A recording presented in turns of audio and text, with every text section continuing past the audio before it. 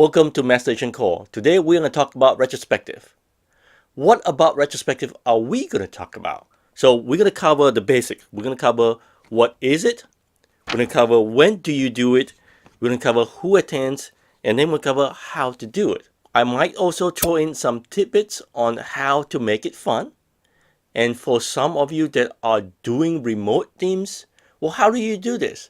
Stay tuned because I have a way for you to do it.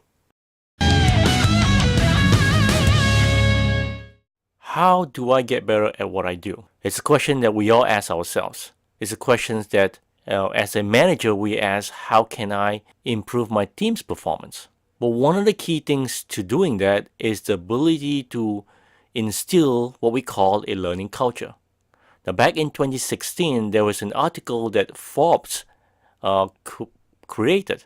In this magazine, it talks about the characteristics of things that you do to be a high performance team.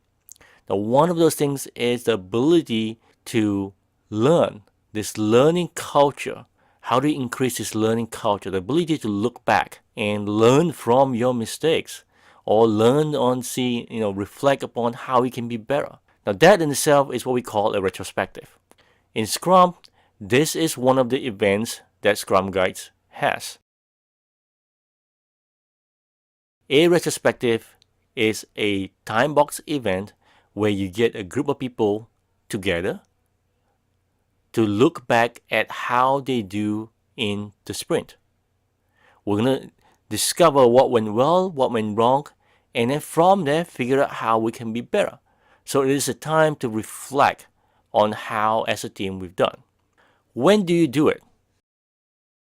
Usually it should be something at the end of the sprint, if you're running sprint, or end of the iterations, and you should do it as on a regular basis. It should be a regular standard where you schedule the time to do it. So it's not something that you should forget. How often do you do it? I would do it just like a sprint, every 2 weeks. If your sprint is 2 weeks, every 2 weeks. We've covered everything from backlog refinement, to sprint planning, to daily stand-up, sprint review. So the last thing you will want to do is your retrospective. Who attends the retrospective? So for a Scrum team, we're going to be looking at the team itself, right? The people that's doing the work, the product owner who is part of the team, and the Scrum Master as well. Now, usually that should be all you have. Basically, look into the people that are doing the work, and those are the people that should be attending. There should not be any managers or any stakeholders or any outside people. We're looking for the team to look into how they do. It is a self-reflection time. Okay, it's not a feedback from external, it's not a critique, it's nothing like that, but it is for the team to get together to self-reflect. Where would you do this? Now, you can do this in a location, usually I would say away from distraction. Distraction in terms of other people coming in and providing their input and things like that. So I should have it in a safe place where everybody can kind of relax a little bit and have a conversation. Now, I've seen teams that will go outside and go to a restaurant and sit down and have this conversation, and that's fine too. You want it to be somewhere where people feel comfortable, and you want people to talk. So you want to have some place that people can get relaxed. Now, how do you do it? We're looking for ways for people to be able to share and reflect on what happened, the good, the bad, and the ugly, and then have a conversation about it. If you don't know how to do it, at a basic minimum, I would suggest you pick up this book. This book is by Esther Derby and Diana Lawson. This book talks about the 5 steps of a retrospective.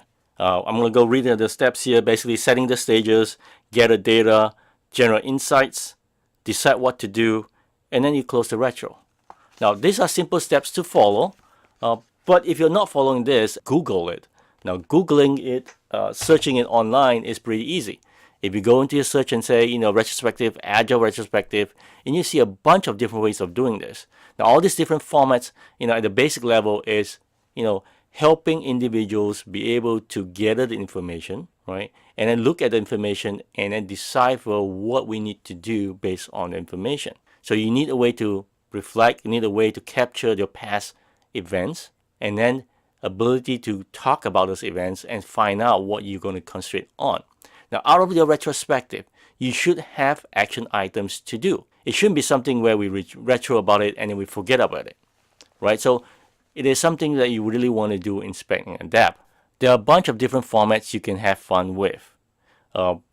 There's the sailboat retro, there is the hot air balloon retro, the speedboat retro, there is the 4Ls. There's a bunch of those that's out there. So, if your retro is getting stale, I would say try different format. The simplest way of doing this, the simplest method is what went well, what went wrong, and then basically what actions we're going to take. So those three things are the basic core things you could do. So that's the basic retro. So retrospective is not just for when things went wrong. When things went well, you should be concerned as well. You should be looking at it and say, well, what are the things that make this sprint successful so that we can continue to be successful? So it's not just when things go south. Here's the tidbit. What do you do for teams that are remote and you can't get them in a room to have a collaborative conversation? And all your methods of doing it that uses the whiteboard, sticky notes, all those, well, you don't have those in the virtual world. So what do you do? Well, here's one thing you can go take a look at, realtimeboard.com. Now, you do have to pay for it. It does have a free version of this. And it is really awesome. I've used this multiple times to help me facilitate retrospective. Check it out. In it is basically a virtual board where everybody can log in and virtually, collectively run a retro. And there's other tools out there too that are free, that's available for remote teams. Check them out. So folks, that is retrospective. Hopefully this helps. If you have any comments or any things to share, please comment them below. Or if you like this video, give it a thumbs up. Well, I'll catch you soon. Bye.